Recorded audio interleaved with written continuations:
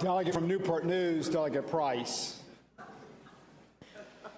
Mr. Speaker, I rise for a point of personal privilege. Delegate has the floor.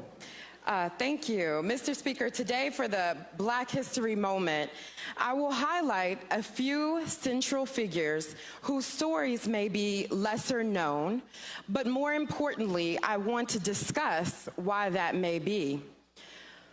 Unfortunately, the stories of Black women continue to be silenced, and I felt like this was a good time to bring their voices to our hearing in this body.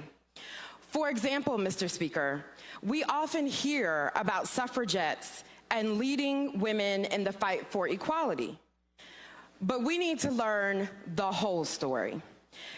Did you know that Black women were caught in the middle of exclusion from white suffragist organizations and the tactics of white supremacy that others employed?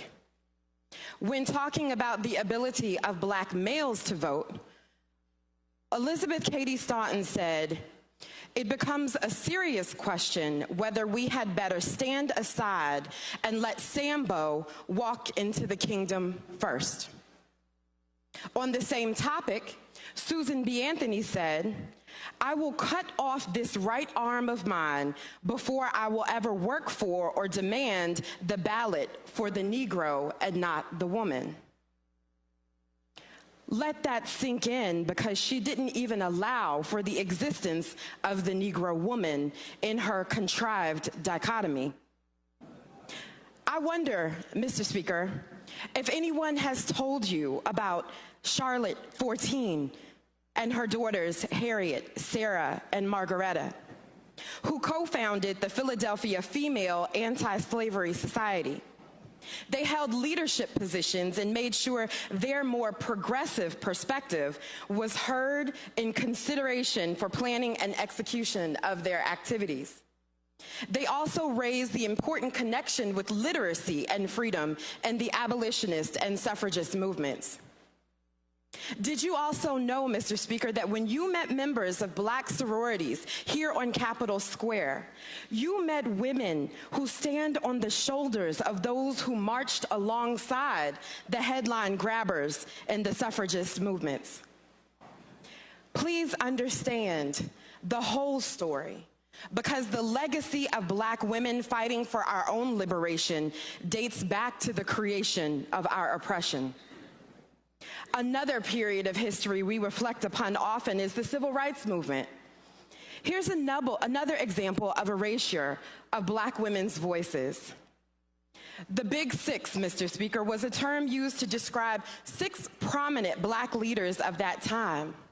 And while Randolph, King, Farmer, Lewis, Young, and Wilkins were amazing in their own right, if you don't know the names Dorothy Height, Gwendolyn Simmons, Septima Clark, Mildred Roxborough, Doris Derby, and Ruby Sales, you haven't learned the whole story. Mr. Speaker, my mother often told me that if I didn't tell the whole story, it wasn't true. I offer today that that's where we can focus our efforts. I ask you to examine your own lives, both past and present. In what ways are you silencing the voices of Black women? Are there times when you let mediocrity outshine excellence? In what ways do you proliferate your undeserved privilege versus understanding that the space should be shared? In what ways does your movement seek to speak for others versus amplifying the voices that can speak for themselves? And also, let's examine our systems. What does it mean when our textbooks only highlight certain figures and not others? What message does it send that you might only discuss the major and crucial contributions and achievements of Black people during the month of February?